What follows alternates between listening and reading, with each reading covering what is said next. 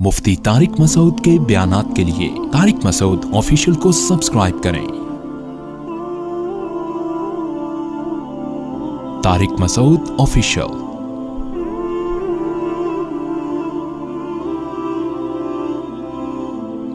نبی نے کیا فرمایا؟ جس نے خواہشات کو اپنا ہدف بنایا کہ میں یہ خواہش یہ بھی ہو جائے، یہ بھی ہو جائے، تو آپ نے کیا فرمایا؟ کیا اس کی خواہشات پوری ہو جائیں گی؟ کیا وہ خوشیوں میں آ جائے گا؟ نا نا نا نا نا نا، یہ پیغمبر کہہ رہے ہیں، اللہ کے سچے پیغمبر، وہ کبھی بھی خوشیوں میں نہیں آئے گا۔ فرمایا اس کو کیا سزا ملے گی؟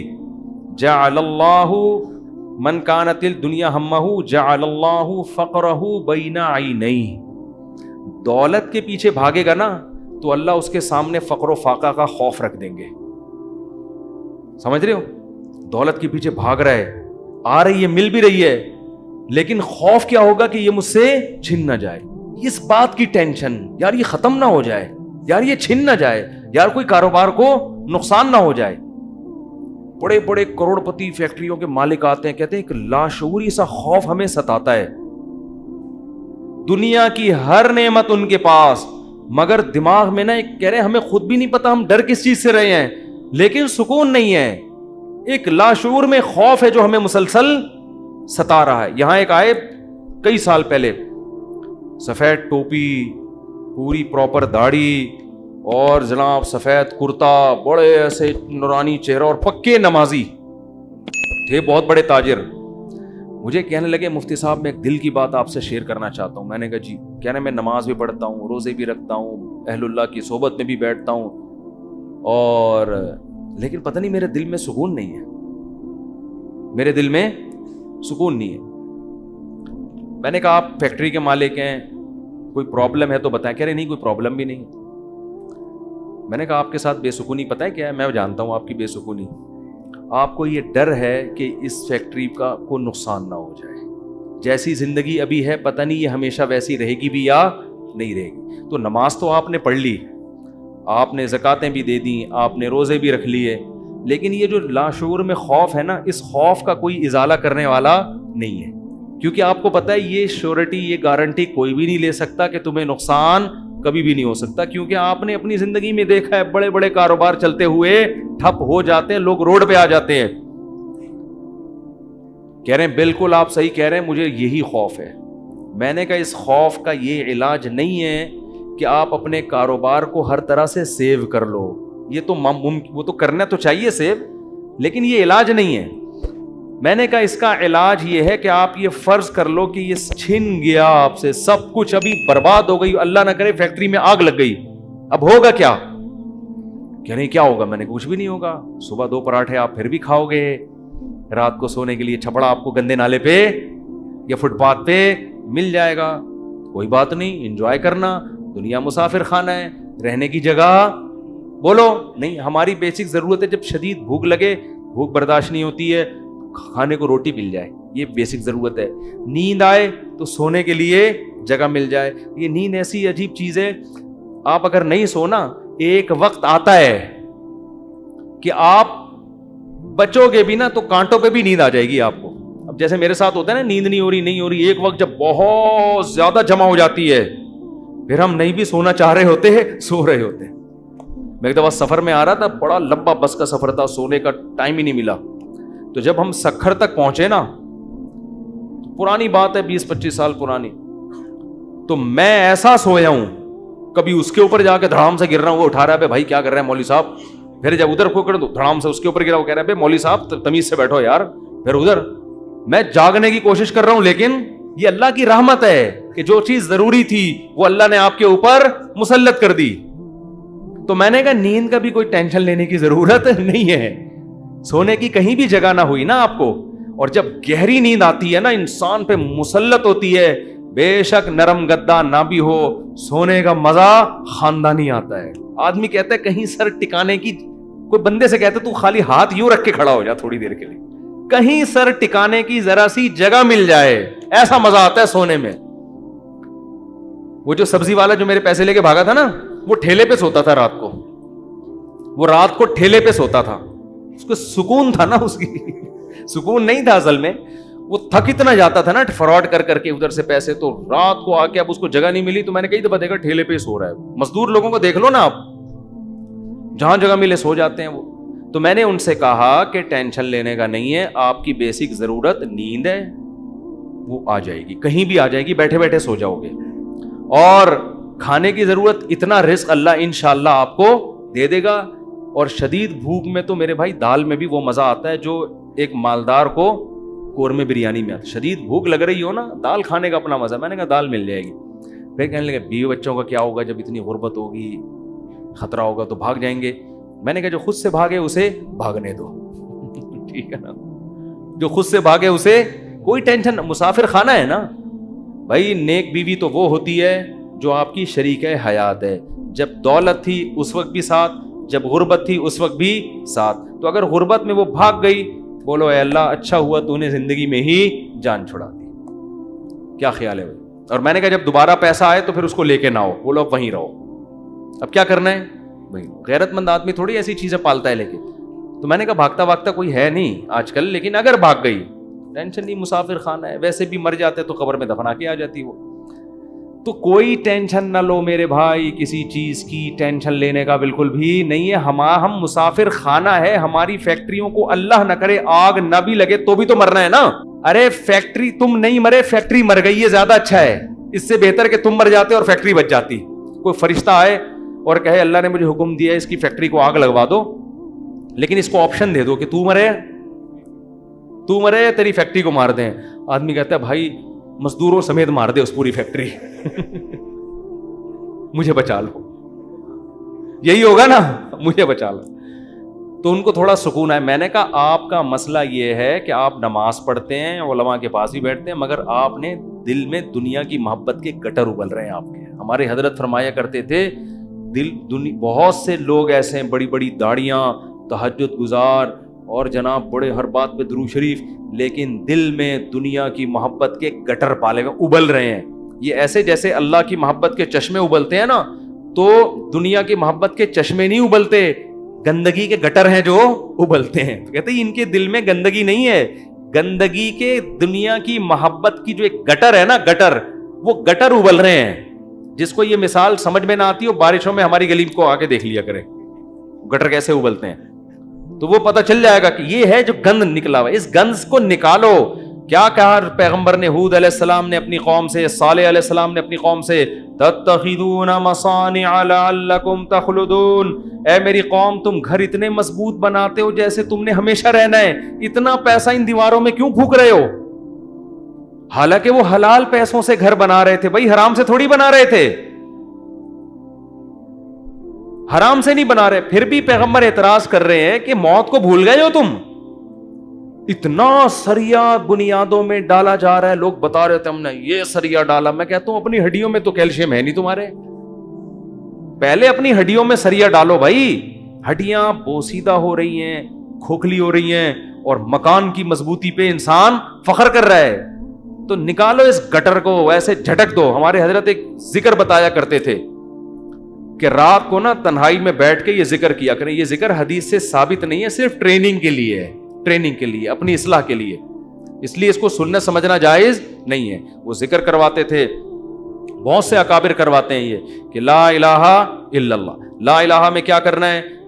گردن یہاں لے کے جانی ہے. لا الہ, کوئی معبود نہیں. یہ تصور کر رہے ہیں دل سے اللہ کے علاوہ سب چیزیں نکل رہی ہیں, نکال کے باہر پھینک رہا ہوں. اس تصور کا نا بڑا اثر پڑتا ہے دل کے اوپر. لا الہ سب نکال کے, بحریہ ٹاؤن نکالو سب سے پہلے اس میں سے. ہاں بحریہ, آپ کو نہیں پتا بحریہ ٹاؤن کا, آپ باہر سے آئے نا. ہمارے ہاں وہ کامیاب ہے جو بحریہ ٹاؤن ہے, اور وہ ناکام ہے جو بحریہ ٹاؤن نہیں ہے. تو ہمارے ہاں جنت الفردوس میں ریاض ملک ہے جس کا بحریہ ٹاؤن ہے. یہ جنت جو دنیا میں باتیں کرتے ہیں لوگ, اب اس کو نہیں مانتے, کہتے ہیں بھائی تیرے پلاٹ کتنے ہیں. تو لا الہ کا مطلب نکالو دل سے, کوئی نہیں ہے. جو گند بھرا ہوا ہے نا, دکان, پلاٹ, جائیدادیں, جاگیریں, جدھر دل اٹکا ہوا ہے, میرا بزنس, میرا کاروبار, میرا پلاٹ, میرا یہ سب میرا کر کے, جو میری گاڑی, یہ سب فضول چیزوں کو لا الہ میں تصور کر کے نکلو. حالانکہ اس وقت ہمارے پاس دھیلا بھی نہیں تھا, ہم تو خود طالب علم تھے, لیکن کہتے تھے نکالو دل سے. رات کو 100 دفعہ نا یہ ذکر کرواتے تھے، لا الہ، سب نکال دیا، الا اللہ، پھر الا اللہ میں چوٹ مارتے تھے دل پہ، الا اللہ، صرف کون ہے؟ اللہ ہے۔ تو الا کل ما خلا اللہ باطل، حدیث میں آتے اللہ کے علاوہ سب باطل ہے۔ اس کا ہم آج کی زبان میں ترجمہ کریں گے، اللہ کے علاوہ سب بکواس ہے۔ سب کیا ہے؟ بکواس۔ اگر سب بکواس نہ ہوتا تو موسیٰ کلیم اللہ کو اللہ دنیا دیتا نا، اور فرعون کو غریب رکھتا کہ موسیٰ تو میرے ہیں تو ان کو دنیا بہت دوں گا، اور فرعون میرا دشمن ہے، اس کو کھانے پینے کے لیے روٹی، اس کی فیکٹریوں میں آگ لگاؤں گا۔ کیا کراؤں گا؟ فیکٹریاں تو فرعون کی چل رہی تھیں، اس کے محلات کے نیچے نہریں بہہ رہی تھیں، اور موسیٰ کلیم اللہ کو فرعون غربت کے طعنے دیتا تھا، ان کے پاس تو کچھ بھی نہیں ہے، شادی کرنے کے لیے تو 10 سال بکریاں چرائی ہیں انہوں نے۔ آپ شادی کرتے ہیں نا، اصل میں کیسے بھائی اتنے اچھے خاندان میں شادی ہوئی؟ آپ بتاتے ہیں یار ایکچولی میرا بزنس، اور وہ انہوں نے ایسا میرا اسٹیٹس دیکھا کہ خود ہی دے دی انہوں نے۔ اور غریب آدمی، ابے تجھے کیسے مل گئی؟ تو کیا کہہ رہا تھا؟ یار کسی کا رکشہ ادھار لے کے گیا تھا میں بتانے کے لیے، وہ بیچارہ فخر کر سکتا ہے؟ تو فرعون یہ تانے دیتا ہے موسیٰ علیہ السلام کو کہ ام انا خیر من ھذا الذی ھوا مہین، میرے پاس دولت یہ غریب۔ تو اس سے پتہ چلتا ہے اللہ کے علاوہ اس دنیا میں سب کچھ کیا ہے؟ بکواس۔ ہمارے نبی کچرے کے ڈھیر پہ صحابہ کے ساتھ گئے، ایک مری ہوئی بکری کا بچہ، سوری مری ہوئی بکری کا بچہ نہیں، بکری کا مرا ہوا بچہ، سمجھتے ہو؟ بکری کا مرا ہوا بچہ، مردار ہوتا ہے نا، بو آ رہی ہوتی ہے، پھول پھٹ رہا ہوتا ہے۔ آپ نے صحابہ سے فرمایا کوئی ہے جو اس کو کچھ درہم میں خریدے؟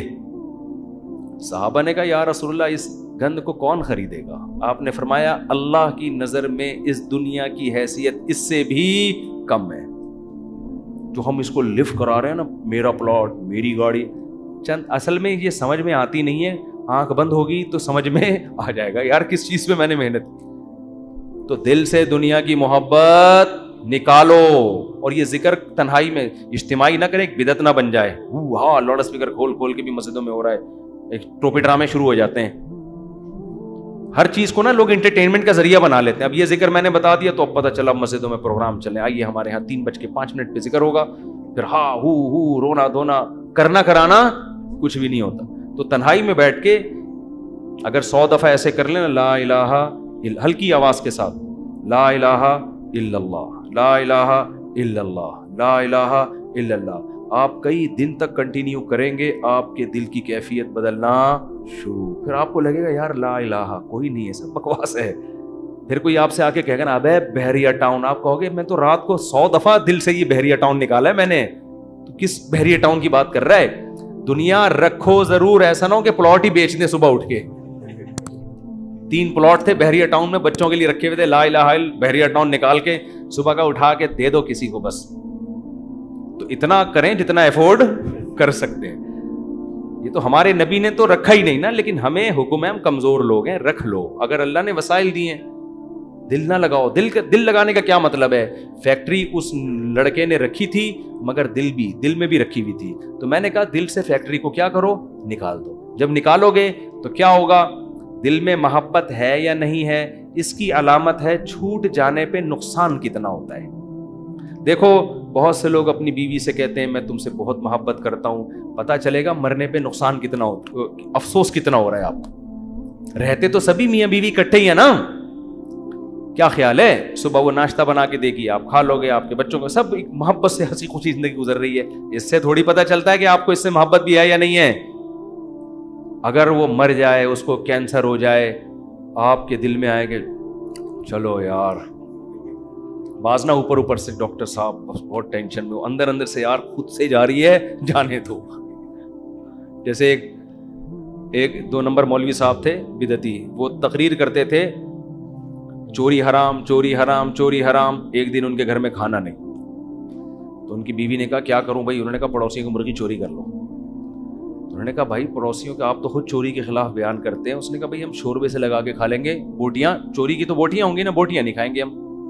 اب ان کی بیگم نے سالن پکایا اور دیگچی کو انڈیلنے لگی تاکہ شوربہ آئے، اور بوٹیوں کو چمچ سے پیچھے کرنے لگی۔ تو یہ کہتے ہیں بھائی جو خود سے آئے آنے دو۔ چوری تو وہ ہے نا ہم کھا رہے ہیں، ہم تھوڑی کھا رہے ہیں، خود ہی آ رہی۔ کشش ثقل گریوٹی کی وجہ سے آ رہی ہے یہ زمین. تو بعض لوگ بیوی سے اتنے بیزار ہوتے ہیں, علاج بھی کر رہے ہیں ایک ذمہ داری سمجھ کے, لیکن دل میں یہ ہوتا ہے اگر خود سے مر رہی ہے نا تو اللہ تو سمجھتا تو ہے نا میں کیا کہنا چاہتا ہوں. تو ساتھ رکھنا, اس سے نہیں پتا چلتا کہ آپ کو اس سے محبت ہے یا نہیں ہے. لوگ رہ لیتے ہیں, پیسہ بھی رکھ لیتے ہیں, محبت کا اس سے پتا چلتا ہے چھوٹ جانے پہ غم کتنا ہوتا ہے. گاڑی رکھیں, بنگلہ رکھیں, چھوٹ جانے کے لیے تیار رہیں, چھوٹ گئی تو کوئی مسئلہ نہیں ہے یار. تو میں نے ان صاحب کو کہا کہ یہ فیکٹری میں ابھی سے فرض کر لو آگ لگ گئی ہے اور سب برباد ہو گیا, اب آپ دھوتی بنیان میں گھوم رہے ہو ٹھیک ہے نا, تو کیا ہوگا. اس میں نے کہا وہ ابھی سے فرض کر لو. تو کہنے لگا یار بڑا سکون ملا ہے. تو میں نے کہا یہ سکون آپ کا پھر ختم ہو جائے گا, پھر فیکٹری تو نکالو اس کو دل سے. اور دل سے دنیا نکالنے کا ایک بہت بہترین طریقہ ہے صدقہ کیا کرو. جب روکڑا خرچ کرتا ہے نا دل کھنچتا ہے. ہم جو صدقہ کرتے ہیں نا اس میں ٹینشن نہیں ہوتی ہمیں, اتنا کرو جس سے تھوڑی سی تکلیف ہو کہ کیا کر دیا یار, کیا کر رہا ہوں. حدیث میں آتا ہے بہترین صدقہ وہ ہے کہ جب تم کرو تو تمہیں ڈر ہو کہ غریب نہ ہو جاؤں. تأمل الغنا وتخشى الفقر, اور نہ کرنے میں امید ہو کہ بڑا پیسہ بنا لوں گا. اس کنڈیشن میں جب کرو گے نا تو یہ سب سے بہترین صدقہ ہے. تو صدقہ کیا کرو, دے دیا کرو یار. یہ ہمارے حضرت فرماتے تھے ایک آدمی دکان سے اتنی محبت ہو گئی اس کو, ایک دن اس نے کہا کہ مجھے اتنا دکان میں دل اٹک گیا, ایک دن میں دکان بند کر کے بیٹھ گیا. میں نے کہا بھاڑ میں جائے, اپنی اصلاح کے لیے نا, کوئی بات نہیں نقصان کرو یار اپنا, ہر وقت دکان دکان دکان ایسی کی تیسی تالا لگا کے گھر بیٹھ گیا کہ جب نارمل کنڈیشن میں ہوں گا پھر آؤں گا. جیسے کسی کو عشق ہو جائے نا کسی سے, اب مل تو رہی نہیں ہے وہ, تو عشق میں وہ پاگل ہونا شروع ہوتا ہے. تو بے وقوف لوگ کیا کرتے ہیں, ہر وقت اس کی یاد دماغ میں, ہر وقت اس کو دیکھ رہے ہیں, اس کی تصویریں دیکھ رہے ہیں, پرانے میسج پڑھ رہے ہیں, سوچ رہے ہیں. بے وقوف یہ کرتے ہیں. عقل مند کیا کرتا ہے, لعنت بھیجو یار صحیح ہے نا, نمبر ہی بلاک کر دو ایسی کی تیسی. اور جب یہ کیفیات ختم ہو جائیں گی پھر دیکھوں گا شادی ہو گئی نہیں ہوگی, دوبارہ ٹرائی کر کے کوشش کروں گا. پاکستانی چھوڑتا تو ہے نہیں, کہتے پھر 1 سال بعد دوبارہ ٹرائی کریں گے ہم. تو عقل مندی کا تقاضا ہے. تو جلدی سے بس حدیث مکمل کر دوں. نبی نے فرمایا جس نے خواہشات کو ہدف بنا لیا تو اللہ فقر و فاقہ اس کے سامنے لا کے کھڑا کر دیں گے. کروڑ پتی ہوگا مگر آگے فقر و فاقہ اس کو ڈرا رہا ہوگا, بھائی میں حملہ کر دوں گا, میں تجھے کھا جاؤں گا. اس خوف کی وجہ سے لائف کو انجوائے نہیں کرے گا. جعل اللہ فقرہ بین عینیہ وفرق علیہ شملہ. دوسری سزا دنیا میں اس کو یہ ملے گی کہ اس کی فکروں کو بکھیر دیں گے اللہ تعالیٰ. اتنے مسائل ہوں گے کہ میرا یہ صرف ایک پیسہ مسئلہ نہیں ہوگا, یار یہ کام بھی ہو جائے, یار یہ بھی ہو جائے, یار یہ بھی ہو جائے, یار فلاں سے تعلقات بھی ٹھیک ہو جائیں, یا لوگ میری مخالفت کرنے وہ بھی چھوڑ دیں, یار وہ فلانا. یعنی وہ اتنے انڈے بچے ہوں گے کہ سارے انڈوں سے چوزے نکلیں, اس کی یہ خواہش ہوگی. حالانکہ کبھی مرغی کے سارے انڈوں سے چوزے نکلتے ہیں, 2-4 تو خراب ہو جاتے ہیں نا. تو فرقہ یہ اور عجیب ٹینشن, سکون نہیں ہوگا. یہ بھی اس کی فکریں اللہ کیا کر دے گا, اس کے سامنے بکھیر دے گا. یہ بالکل ایسے ہے جیسے بہت ساری ٹینشنیں اگر ایک پوٹلے میں ہو نا, انسان کہتا ہے اٹھا کے پوٹلا پھینک دو ختم, اور وہ پوٹلا کھل کے بکھر جائے. ایک ٹینشن وہ ہے, ایک ٹینشن وہ ہے, ایک ٹینشن وہ, اس کو کمبخت کو سمجھ میں ہی نہیں آئے گا ان ٹینشنوں سے میں جان چھڑانا شروع کون سی والی ٹینشن سے کروں, میں کون سی والی ٹینشن کو میں پہلے پھینکوں, پھر اتنی بکھری ہوئی ہوں گی اس میں ڈوبا ہوا ہوگا وہ. اور آگے آپ نے فرمایا اتتہ ولم یاتہ من الدنیا الا ما قدر له. یہ سارے کام دنیا کے لیے کر رہا تھا نا, وہ 2 بکھیڑے پال لیے اس نے, دنیا کے لیے سب کچھ کر رہا تھا, اور اس کی 2 سزائیں تو اللہ فوراً دے دے گا, فقر و فاقے کا خوف اور ٹینشنوں کو بکھیر دے گا. یہ 2 ٹینشنیں تو چلو ہم کہتے یار دنیا مل جاتی تو چلو یہ ٹینشنیں بھی قبول ہیں. اللہ کہتے ہیں ملے گی اتنی جتنی مقدر ہے. نبی نے فرمایا ملے گی اتنی نہیں جتنی اس کی چاہت ہے, اتنی جتنی اللہ نے لکھی ہوئی ہے.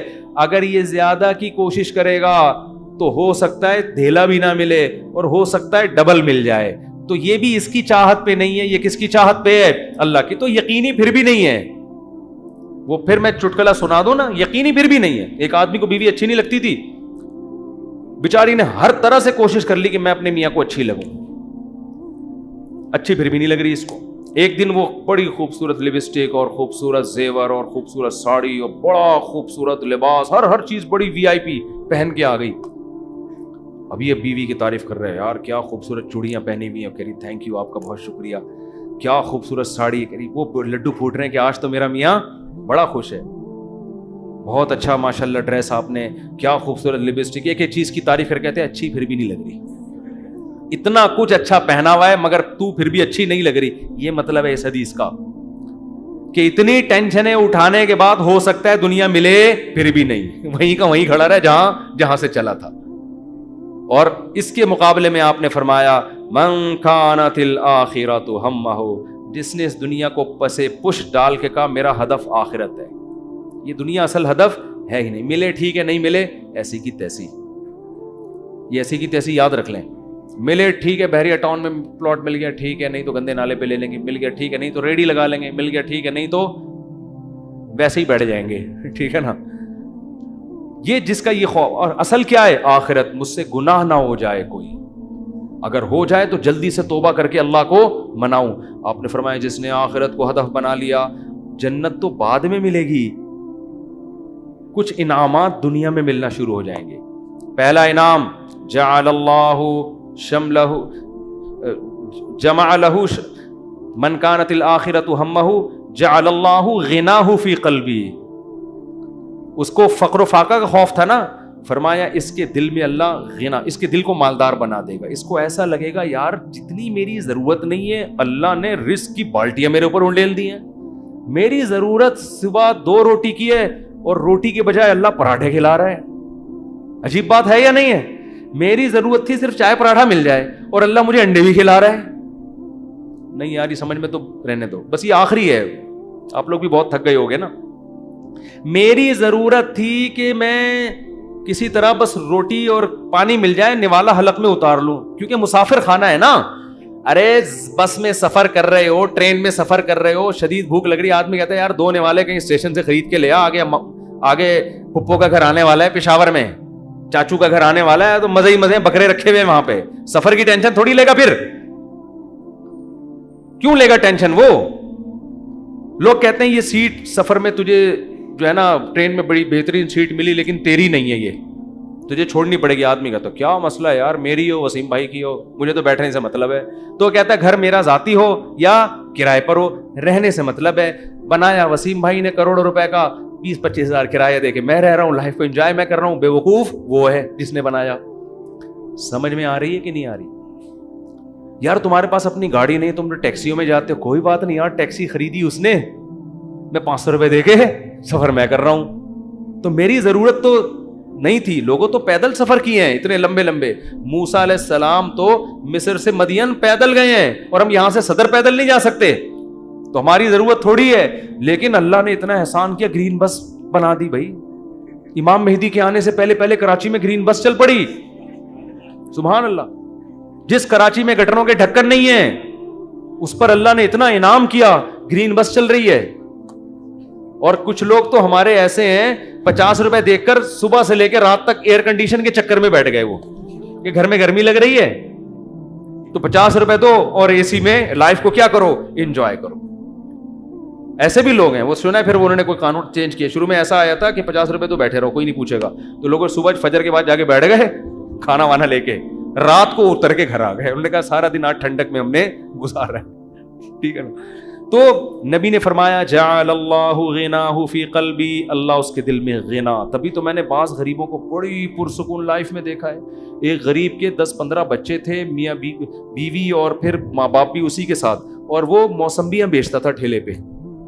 میں نے کہا یار کیسے اس موسمبی میں کھلا لیتے ہو سب کو؟ کہہ رہے یار اللہ کا دیا بڑا فضل ہے، صبح کھانا بھی پکتا ہے، آٹا بھی، دوپہر کا کھانا بھی، رات کا کھانا بھی، اسی میں کھاتے ہیں، رات کو سوتے ہیں. اللہ کا فضل ہے، کرایہ بھی نکل آتا ہے گھر کا.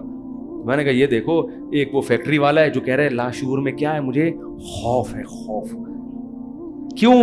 جب آخرت اصل بنا لی تو پھر انسان کو جتنا ملے گا اس سے وہ سمجھتا ہے مجھے میری مسافر کو اتنے کی ضرورت نہیں ہوتی. اے اللہ تو مجھے میری ضرورت سے بہت زیادہ دے رہا ہے، مجھے ضرورت اتنے کی نہیں ہے. سمجھتے ہو؟